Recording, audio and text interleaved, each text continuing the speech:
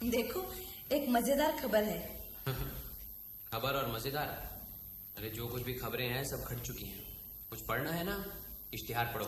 सुनो तो सही, भारतीय महिलाओं ने इतनी तरक्की की है, इस पर यकीन नहीं होता। लिखा है, कुछ दिनों से कलकत्ता शहर में एक अनूठी वारदात हो रही है। देखने में अच्छे घर की औरतें कभी अकेली या कभी 2 या 3 की जोड़ियों में मौका देखकर दोपहर को बाहर निकलती हैं। आमतौर पर दोपहर को मर्द काम पर निकल जाते हैं और घर की औरतें खाने के बाद एक झपकी नींद की तैयारी में होती हैं। तभी दरवाजे की घंटी बजती है। कौन है? हम है सेल्स गर्ल्स। सस्ते दामों में चिकन का पेटीकोट ब्लाउज है, खरीदोगी? अंदर आओ।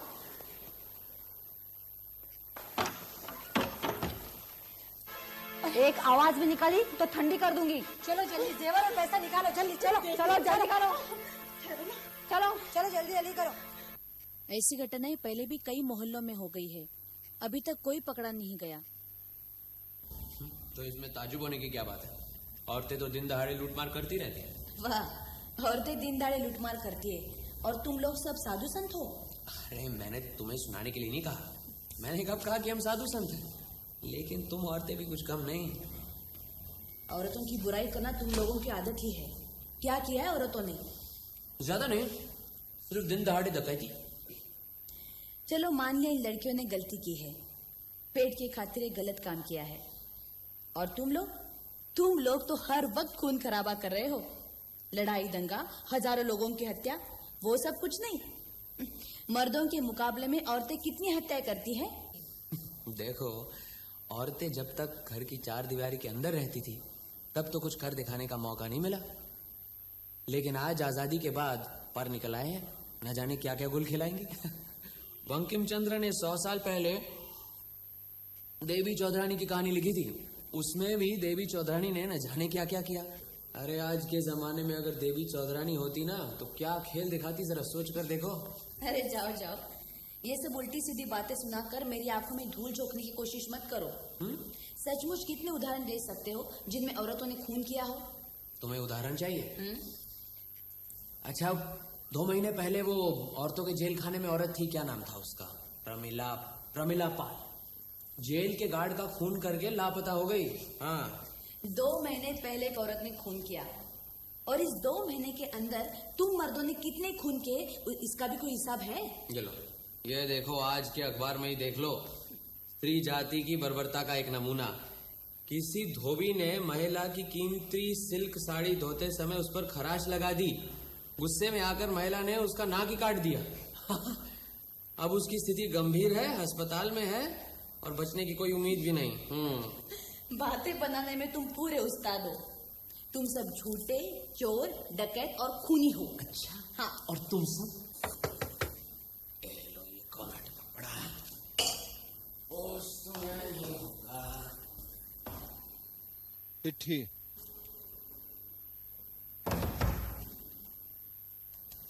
अरे तो काफी भारी है। मुझे लगता है अपनी नई पब्लिशिंग कंपनी के लिए किसी ने कहानी भेजी है। कुछ और भी हो सकता है, खोलकर देखो। अरे इतने सारे पन्ने। किसी का प्रेम पत्र तो नहीं? प्रेम पत्र? लो तुम ही पढ़ो ना। लो पढ़ो, मैं सुनता हूँ। अब सुनाओ। श्री व्योमकेश बख्शी के कर कमलों में सविनय निवेदन। मेरा नाम चिंतामणि कुंडू है। पुलिस मुझे खून के मामले में लपेटना चाहती है, इसीलिए लाचार होकर आपके शरण में आया हूँ। मैं खुद ही आपसे मिलता, लेकिन 3 साल से मुझे लकवा मार गया है। मेरा बाह्य हिस्सा पूरा शिथिल हो गया है। घर के अंदर थोड़ा बहुत चल फिर लेता हूँ, इसीलिए मजबूरन आपको पत्र लिख रहा हूँ। अरे पढ़ो ना, आगे पढ़ो। पहले मैं अपने बारे में कुछ बता दूं। मेरी अब उम्र करीब 57 साल की है। बीवी बच्चे नहीं हैं, सिर्फ 3 मकान हैं। एक मकान के 2 मंजिले में मैं रहता हूँ, बाकी सब किराए पर दे रखे हैं। एक नौकर है रमाधीन, वही मेरी देखभाल करता है। मैं जिस मकान में रहता हूँ उसके ठीक सामने रास्ते के उस पार दो छोटे छोटे मकान हैं, एक मंजिला। इनको जुड़वा मकान कह सकते हैं। दोनों पास पास हैं। अरे पढ़ो पढ़ो, काफी दिलचस्प है। दोनों के बीच में एक रास्ता है जो इन मकान के पिछवाड़े के रास्ते पर जाता है। लकवा मारने से पहले मैं दलाली का काम करता था। काफी भागदौड़ करनी पड़ती थी। भागदौड़ करना मुझे अच्छा भी लगता था, इसीलिए मैं अब सारा वक्त रास्ते की तरफ की खिड़की पर बैठा रहता हूँ। रास्ते पर आते जाते लोगों को देखता रहता हूँ। एक बायनाकुलर खरीद लिया है। बायनाकुलर से सामने के मकान के घरों के अंदर का हिस्सा भी नजर आता है। मेरे जुड़वा मकान के किराएदारों पर भी मैं नजर रखता हूँ। जो चल फिर सकते हैं वो सिनेमा नाटक देखते हैं। मैं खिड़की पर बैठा बैठा रोजमर्रा की जिंदगी देखता हूँ। आंखों पर दूरबीन लगाकर अंदर का दृश्य भी देखता हूँ। कितनी विचित्र चीजें देखी हैं, सुनकर आप दंग रह जाएंगे। खैर वो जाने दीजिए, काम की बात पर आता हूँ। करीब 1.5 महीने पहले मेरे पास एक नौजवान आया। नमस्कार। नमस्ते। मेरा नाम तपन सेन है। आपसे कुछ काम है। आइए आइए, बैठिए। कहिए क्या बात है? जो आपके सामने वाले जुड़वा मकानों में से खाली है, इसीलिए आया हूँ। अगर आप किराए पर दें तो। आप करते क्या हैं? अखबार के दफ्तर में काम करता हूँ। रात भर काम करता हूँ, दिन भर सोता हूँ। घर में और कौन कौन है? अभी नई नई शादी हुई है, मैं और मेरी पत्नी। बस आप दो ही हैं? बच्चे भी नहीं हैं? चलो ये अच्छा है। बच्चे मकान को गंदा बहुत करते हैं। कोयले से दीवार पर उल्टी सीधी लकीरें खींचते रहते हैं। पिछला किराएदार ऐसा ही था, 4 बच्चे थे उसके। उसके जाने के बाद फिर से सफेदी करवानी पड़ी। नहीं, आपको शिकायत का कोई मौका नहीं देंगे। क्या? ले लीजिए किराए पर, मुझे कोई एतराज नहीं। किराया 150 रुपया होगा। जी, मेरे लिए जरा ज्यादा हो जाएगा। देख लीजिए, सजा सजाया घर है। बेड है, बिछोना है, कुर्सी टेबल है, कपबोर्ड है, ड्रेसिंग टेबल है। मेरा मतलब है सब कुछ है। आपको कुछ खरीदना नहीं पड़ेगा। तब ठीक है। ये सब सामान भी तो बहुत जरूरी है। मैं घर देख सकता हूँ? हाँ हाँ, क्यों नहीं। ये लीजिए चाबी। हाँ, ये लीजिए।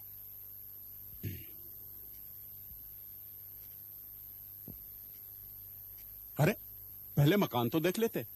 जी, मकान मैंने ले लिया है। अब तो ये देखना है कि कहाँ क्या सामान रखा है। ये लीजिए, 1 महीने का किराया। धन्यवाद। रसीद मैं भिजवा दूंगा। जी। वैसे कब आना चाहेंगे आप? जी, कल 1 तारीख है और मकान खाली पड़ा है। अगर आप इजाजत दें तो आज ही सामान रख लूं? हाँ हाँ, जब जी चाहे आ जाइए। चाबी रखिए अपने पास। जी, धन्यवाद। उस दिन शाम को 6-7 बजे तक खिड़की के सामने वाले घर को ताकता रहा, लेकिन तपन अपनी पत्नी को लेकर नहीं आया। सुबह खिड़की खोलकर देखा कि वो लोग आ गए हैं। सदर दरवाजा खुला था। जरूर रात को किसी वक्त सामान लेकर आ गए होंगे। मैं उधर ही आग गड़ाए बैठा रहा। सुबह 9:30 के करीब एक युवती ने अंदर से दरवाजा बंद किया।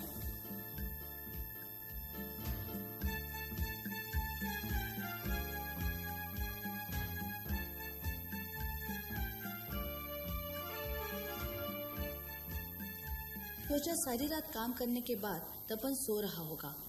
सुबह पत्नी रोजमर्रा की चीजें खरीदने बाहर गई है, लेकिन दोपहर हो जाने के बाद भी वो वापस नहीं आई। वापस आई दिन ढलने के पहले, करीब 5 बजे। उसने मेन दरवाजे पर न दस्तक दी न पुकारा। सीधी दोनों मकान से बीच की गली से अंदर चली गई। पिछवाड़े दरवाजे से अंदर घुसी होगी। सोचा पतिदेव को नींद से नहीं उठाना चाहती होगी। रामादीन। जी बाबूजी। रामादीन, जरा सामने जा, नए किराएदार आए हैं। जाकर पूछना किसी चीज की जरूरत तो नहीं, और कुछ सामान वान मंगवाएं तो ला कर देना। जी। और कहना मैंने भेजा है। ठीक। जा।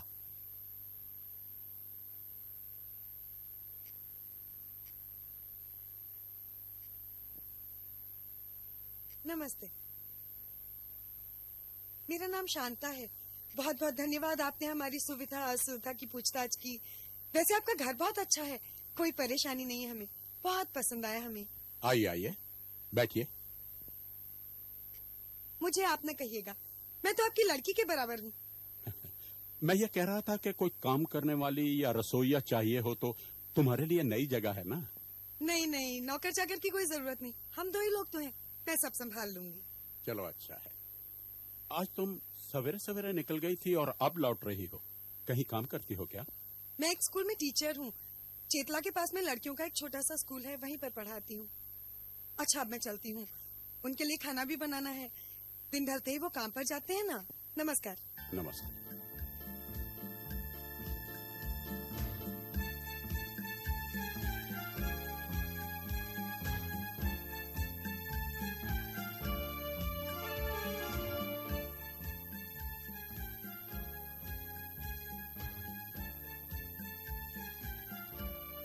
तपन रात भर बाहर रहेगा, सुबह काम के बाद घर आएगा। इस तरह उनकी रोजमर्रा की जिंदगी कटने लगी। दिन गुजरते गए। उनकी जिंदगी में कोई उतार चढ़ाव नहीं था, कभी कोई दोस्त मेहमान नहीं आता। सामने का सदर दरवाजा हमेशा बंद रहता है, सामने की खिड़की में हमेशा पर्दा लगा रहता है। अंदर की हल्की रोशनी भी करीब 8 बजे बुझ जाती है। ये दोनों नए किराएदार मुझे अच्छे ही लगे हैं। मेरी जिंदगी इन किराएदारों को लेकर है। ये लोग मेरे मकान में रहते हैं, किराया देते हैं, अपने अपने धंधे में लगे रहते हैं। जुड़वा मकान के दूसरे हिस्से में एक मद्रासी परिवार रहता है। 5-6 लोगों का परिवार है। उनसे मेरा कोई संपर्क नहीं, सिर्फ महीना खत्म होने पर अपना भाड़ा देकर रसीद ले जाते हैं। लेकिन इस नए जोड़े ने मेरा मन मोह लिया है। एक दिन सुबह शांता हमारे घर आई। ये लीजिए आपका भाड़ा। अरे शांता, आओ आओ बैठो। तुमने क्यों तकलीफ की? आ जाता भाड़ा। तुम लोग कहीं भागे जा रहे हो और वो तपन सो रहा है क्या? जी रात भर काम जो करते रहते हैं। ओ, ये रसीद मैं रामादीन के हाथ में भिजवा दूंगा। जी कोई बात नहीं। और रात को तुम बिजली की रोशनी नहीं जलाती, क्या बात है? वो दरअसल मेरी आंखें कुछ ठीक नहीं है, तो ज्यादा देर तक की रोशनी बर्दाश्त नहीं कर पाती, सर में दर्द होने लगता है इसीलिए। और उधर उनको भी रोशनी कुछ पसंद नहीं है, इसलिए उनके जाते ही दिया जला देती हूँ। आपने ये सब गौर किया है क्या? क्या करूं बेटी, मैं सारा वक्त इस खिड़की में ही तो बैठा रहता हूँ। हाँ आपकी भी बड़ी मुश्किल है, कहीं आ जा भी नहीं सकते। अगर बुरा ना माने तो मैं आ जाया करूंगी कभी कभी, आपको ऐतराज ना हो तो। क्या कह रही हो तुम? तुम आओगी तो मेरा भी वक्त कट जाएगा। मैं तो कहता हूँ तुम दोनों ही आओ, मेरी तरफ दावत रही। बोलो कब आ रहे हो? बहुत बहुत धन्यवाद, मैं कहूंगी उनसे, लेकिन वो तो इतना बिजी रहते हैं कि, और फिर बुरा नहीं मानिएगा, जरा मिलनसार नहीं है। कोई बात नहीं, मेरे लिए यही क्या कम है कि तुम आ जाया करोगी।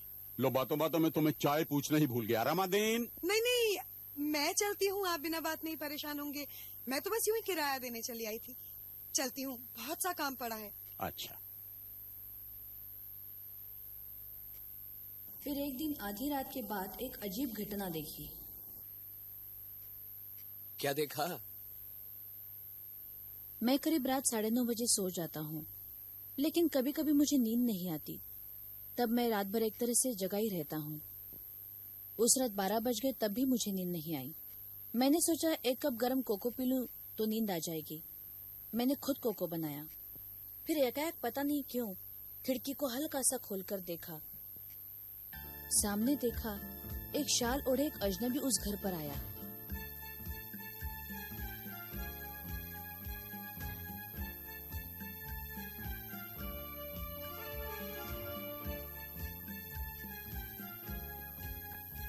रात के अंधेरे में जब पत्नी घर में अकेली है और पति घर पे नहीं है, एक अजनबी घर में आया है, आखिर मामला क्या है?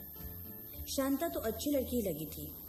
एक बार सोचा खिड़की से देखता रहूं कब तक आदमी बाहर रहता है, लेकिन कोको पीने के बाद कुछ नींद से आने लगी तो मैं जाकर सो गया। मरने दो, मुझे क्या पड़ी है। किराएदार की बीवी क्या कर रही है उसकी छानबीन की मुझे क्या जरूरत। इसके बाद शांता फिर एक दिन आई, इधर उधर की बातें करके चली गई। एक बार सोचा उस रात की बात बता दूं, फिर टाल गया, जरूरत क्या है। फिर परसों रात जो हुआ उससे मैं बिल्कुल घबरा गया। उस रात भी मुझे नींद नहीं आ रही थी।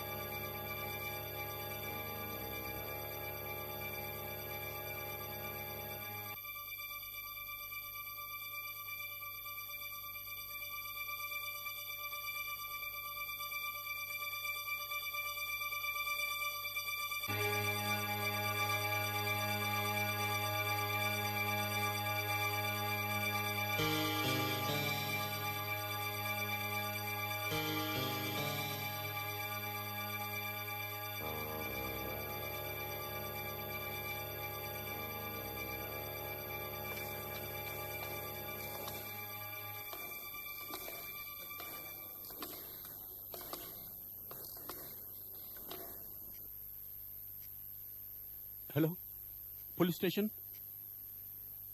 मैं 3/2 नीलमणि सरकार लेन से बोल रहा हूं। मेरे घर के सामने एक लाश पड़ी है जी, और उसका कत्ल किया है मेरे सामने वाले मकान के किराएदार ने। उसका नाम तपन सेन है और शायद इस वक्त घर में ही है। आप जल्दी आइए जी। 3/2 नीलमणि सरकार लेन। मैं चिंतामणि कुंडू बोल रहा हूं। मैं यहीं रहता हूं, यह मेरा मकान है जी। जी धन्यवाद।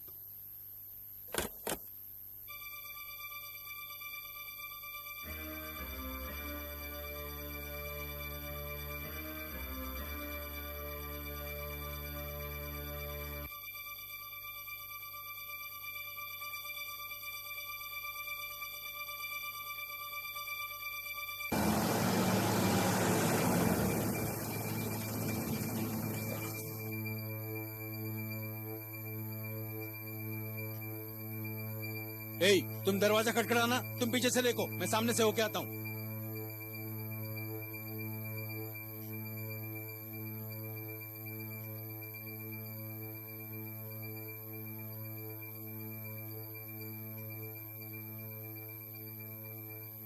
आपका नाम चिंतामणि कुंडू है जी। आपने अभी टेलीफोन किया था जी। आपने आदमी का खून होते हुए अपनी आंखों से देखा है? जी हाँ। आपका कहना है कि आपके किराएदार तपन सेन को खून करते हुए आपने अपनी आंखों से देखा है? जी बिल्कुल। ये आपका बयान हम रिकॉर्ड करेंगे, उस पर दस्तखत कीजिएगा और फिलहाल यहीं रहिएगा, कहीं जाइएगा नहीं। आपके घर पर अभी पुलिस तैनात है। मैं सामने वाले मकान से होकर आता हूं।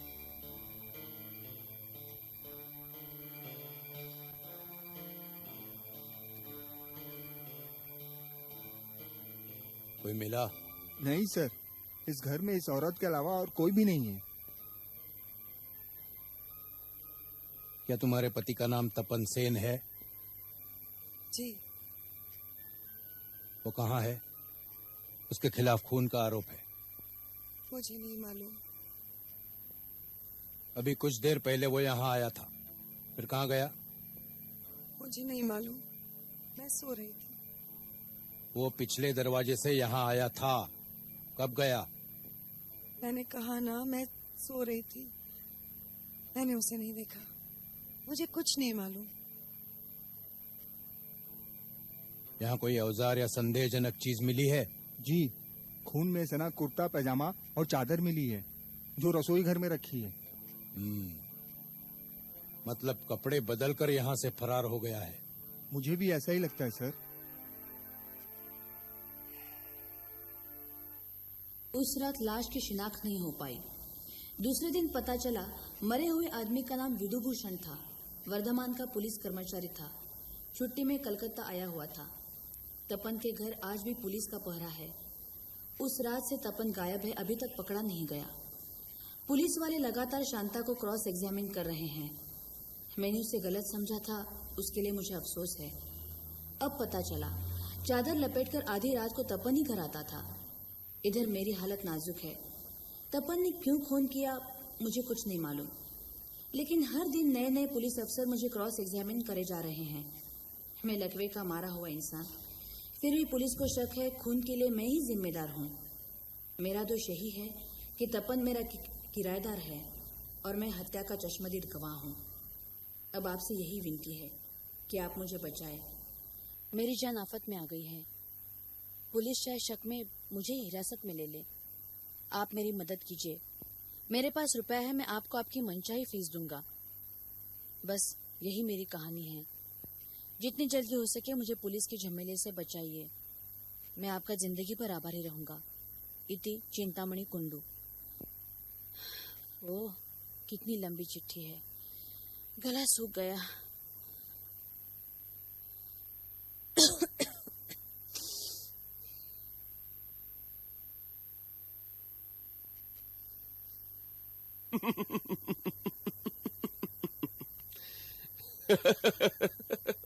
क्या बात है, हंस क्यों रहे हो? मामला ही कुछ हंसने लायक है। श्रीमान चिंतामणि कुंडू एक बात में गलती कर बैठे हैं। रात को तपन के घर की बत्ती कितने बजे बुझती है, इस बात पर ज्यादा ध्यान नहीं दिया। तुम्हें कैसे पता चला? जिस नतीजे पर मैं पहुंचा हूं, अगर वो सच है तो चिंतामणि बाबू जरूर गलती कर बैठे हैं। एक और भी गलती कर बैठे हैं, लेकिन ऐसी गलती तो आमतौर पर आदमी कर ही लेता है। पता नहीं क्या कह रहे हो, मेरे तो कुछ समझ में नहीं आ रहा। अच्छा, तुम एक काम करो, चिंतामणि बाबू को टेलीफोन करो। मैं? हाँ, कि मेरे काम में साथ नहीं दोगी? टेलीफोन डायरेक्टरी से उनका नंबर ढूंढ के उनको फोन लगाओ। एक जरूरी सवाल का जवाब ढूंढना है। उनसे पूछना कि तपन के गले की आवाज कैसी थी। वाह, अरे बहुत ही अहम सवाल है। और कुछ पूछना है? नहीं, इसी से काम चल जाएगा। और कहना कि परेशान होने की जरूरत नहीं, पुलिस उनका कुछ नहीं बिगाड़ सकती। मैं जल्द ही उनके पास आ रहा हूँ। मन तड़पत हरिदम। चिंतामणि बाबू, मैं व्योमकेश की पत्नी बोल रही हूँ। अभी अभी आपकी चिट्ठी मिली। वो एक सवाल का जवाब जानना चाहते हैं।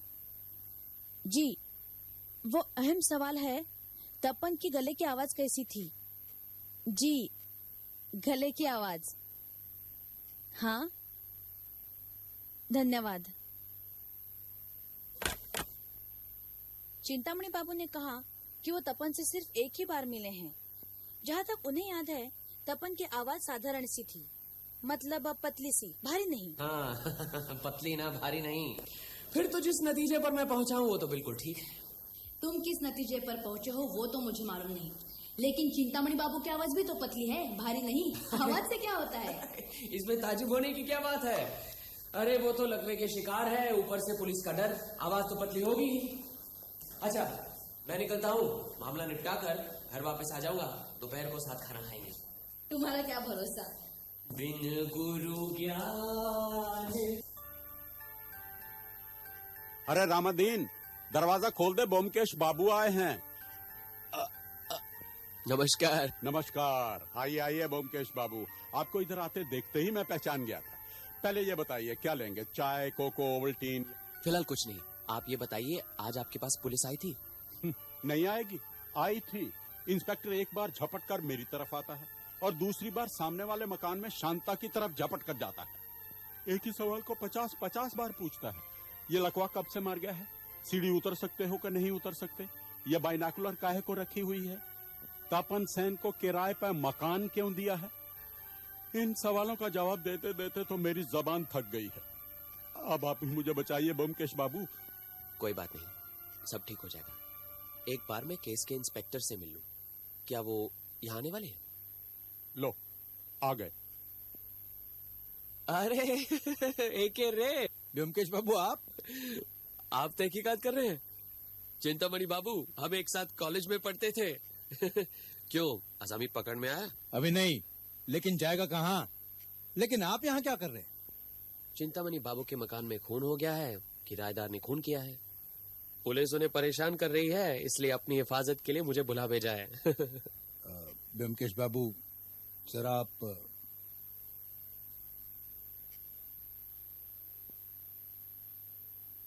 देखिए। ब्योमकेश बाबू, आपकी पहुंच ऊपर तक है, इसलिए आप अगर इस केस में हाथ डालना चाहेंगे तो मैं आपको रोकूंगा नहीं, लेकिन आप चिंतामणि कुंडू की मदद ना करें। मुझे यकीन है कि चिंतामणि और उसका नौकर इस हत्याकांड से अंदर ही अंदर जुड़े हुए हैं। आपको मालूम है कि खूनी कौन है? खून तपन ने ही किया है, लेकिन ये बुढ़ा भी इसमें शामिल है। अगर बुढ़ा इसमें शामिल है तो फिर ये क्यों कह रहा है कि तपन ही खूनी है? अरे यही तो उसकी चाल है, तपन को पकड़वाकर खुद बचना चाहता है। मिस्टर ए के रे, आप इस केस को समझ नहीं पाए? हाँ? क्या मतलब? वो तो मैं आपको बाद में बताऊंगा, पहले आप मेरे सवालों का जवाब दीजिए। जिस छुरे से वार किया गया, वो छुरा क्या आपको मिला? नहीं, तपन उसे लेकर भाग गया है, लेकिन खून के दाग लगे हुए कपड़े मिले हैं। तपन कपड़े बदल कर भागा हुआ है। और कुछ मिला? हाँ, एक संदूक है यहाँ, उसे हमने अभी तक खोला नहीं। उसकी चाबी तपन लेकर भाग गया है। शांता से सवाल जवाब करने से कुछ पता चला? कुछ खास नहीं। ये 4 महीने पहले उनकी शादी हुई। अपने पति के काम के बारे में उसे कुछ नहीं मालूम। लेकिन मुझे तो सब कुछ मालूम है कि खूनी कौन है और इस वक्त खूनी असामी कहाँ है, ये भी मालूम है। अरे जानते हैं तो बताया क्यों नहीं? क्यों बताऊं?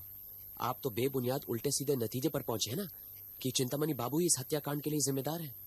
खैर वो सब जाने दीजिए, खूनी कहाँ है बताइए जल्दी। वो मैं वक्त आने पर बताऊंगा।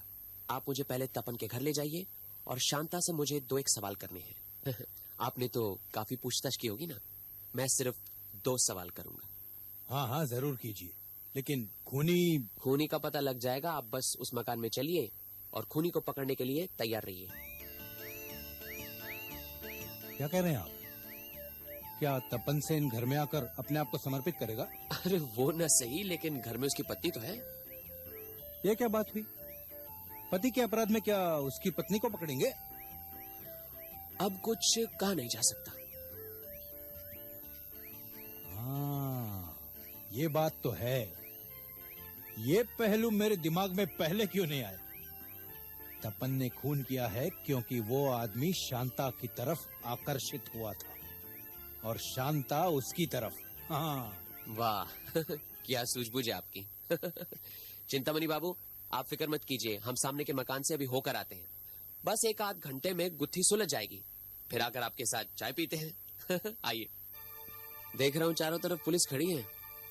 चोर के भागने के बाद पुलिस होशियार हो जाती है। लेकिन अपराधी के भागने के बाद पुलिस को तैनात रखना, ये मेरी समझ में नहीं आया। खूनी पकड़ा जाएगा ना। अच्छा, सामने के दरवाजे और पिछवाड़े के दरवाजे को छोड़कर भागने का और कोई रास्ता है? नहीं। चलिए पीछे जाकर देखते हैं।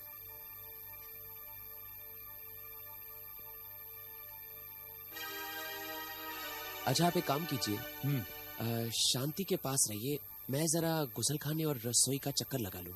जी।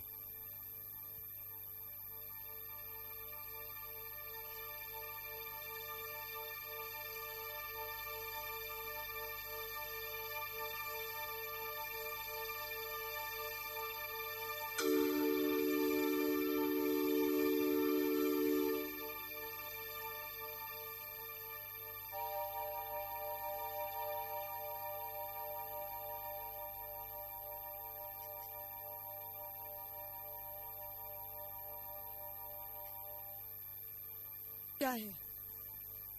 क्या बात है? आपके वहां एक छोटा संदूक मिला है, उसमें क्या है? मैं इंस्पेक्टर को बता चुकी हूँ, उसमें मुझे नहीं मालूम क्या है। चाबी मेरे पति के पास रहती है। हाँ, हमने उस संदूक का ताला तोड़ने का भी फैसला किया है। बहुत अच्छा किया, उसमें बहुत सामान मिलेगा, चोरी का माल, दोपहर की डकैती के गहने वगैरह। अच्छा एक बात बताइए, आपके पति क्या दाढ़ी नहीं बनाते हैं? घर में कोई दाढ़ी बनाने का सामान नहीं देखा मैंने। वो बाहर सलून में दाढ़ी बनवाते हैं।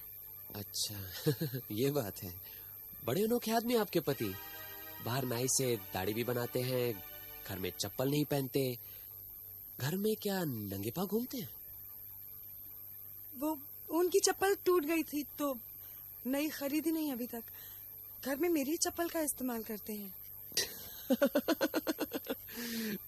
अच्छा, आप दोनों के पैर का माप एक जैसा है? जी, करीब करीब एक जैसा ही है। वाह, बड़ी सहूलियत है फिर तो। मुझे तो लगता है आप दोनों पति पत्नी का काफी कुछ एक जैसा है। व्योमकेश बाबू, वो खूनी कब? बस आप तैयार रहिए, शांता से आखिरी सवाल पूछ रहा हूँ। चिंतामणि बाबू ने बताया था कि आपके गाल पर एक तिल है, मुझे तो कोई नजर नहीं आ रहा, कहाँ गया वो तिल? वो तिल नहीं, मेरे गाल पे तो कोई तिल नहीं है। चिंतामणि बाबू को कोई गलतफहमी हुई होगी। बड़ी होशियार औरत हैं आप, हर सवाल का जवाब है आपके पास, लेकिन इस सवाल का क्या जवाब है?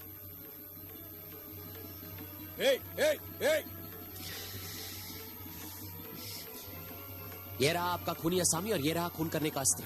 चिंतामणि बाबू ने कहा था कि तपन सेन। तपन सेन नाम का कोई शख्स नहीं है तो ये बेमिसाल शांता सेन।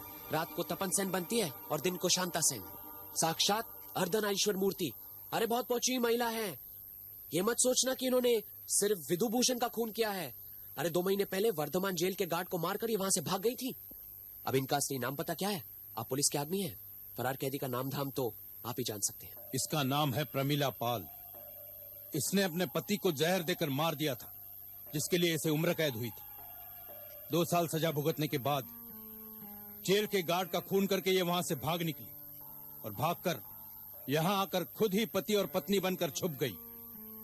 फिर उस रात वर्धमान के पुलिस कर्मचारी विधुभूषण ने इसे पहचान लिया, इसका पीछा किया और फिर यहां इसी मकान के सामने इसने उसे मार डाला, क्योंकि ये वो ना करती तो विधुभूषण इसे पकड़ लेता। ये है इस महिला की कहानी। ठीक है ना? हाँ, ठीक ही लगती है। गणेश, हथकड़ी लाओ। आपकी चिट्ठी पढ़ते ही मुझे कुछ खटका सा लगा।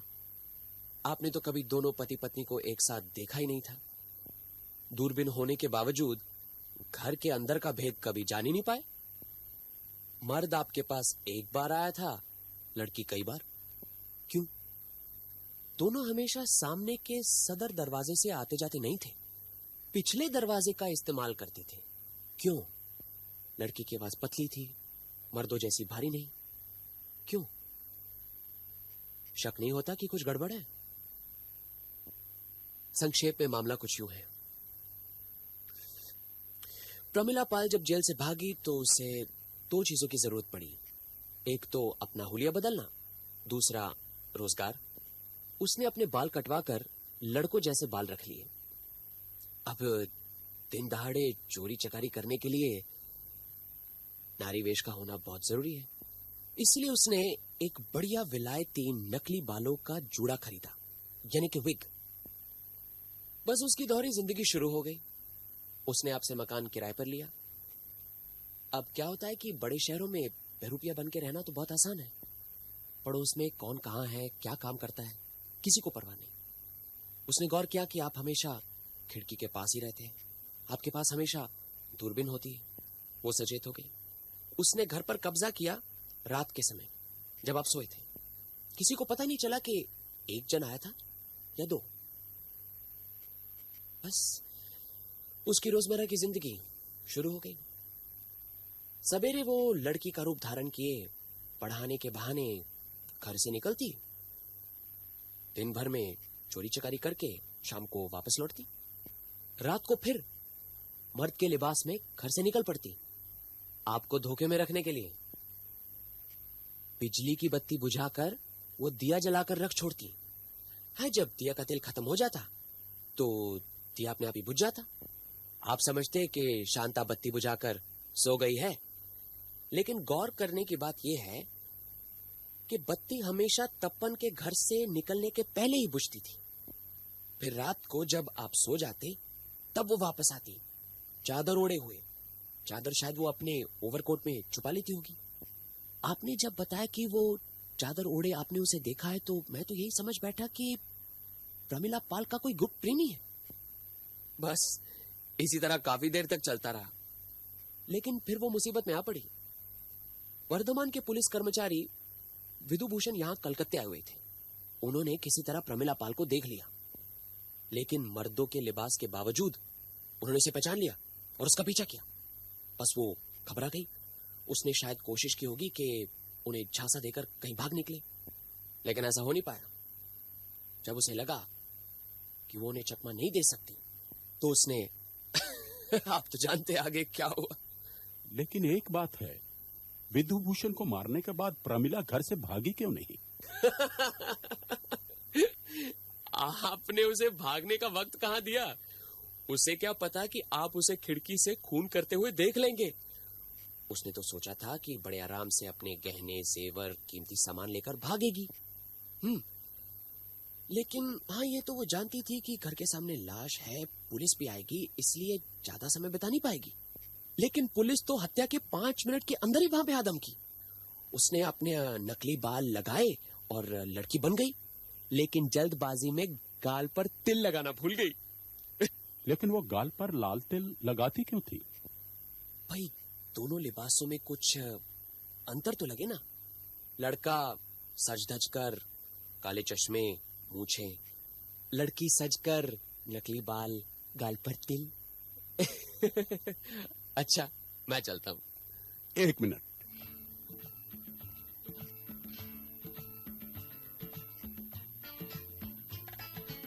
अरे ये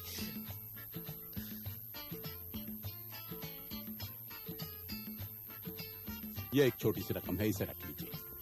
जी बहुत बहुत धन्यवाद। अच्छा नमस्कार। नमस्कार।